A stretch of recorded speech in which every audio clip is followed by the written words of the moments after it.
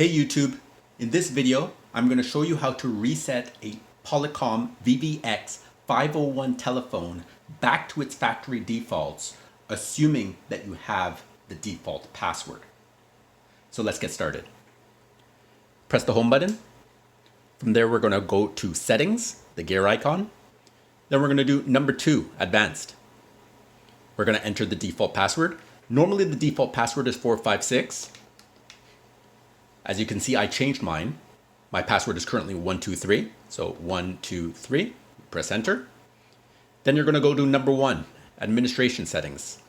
Then you're pressing number 5, reset to defaults. Scroll to the bottom, number 6 is reset to factory. There's an option, there's a prompt saying, are you sure you want to reset it? We click on yes. And then we get the prompt, reset to factory. Once we hear the chime, that means the factory reset is in progress. And in a few minutes, the phone will come back online with the factory default settings. In another video, I'm going to show you how to do a factory reset back to its defaults when you do not have the admin password to access the telephone. Thanks for watching.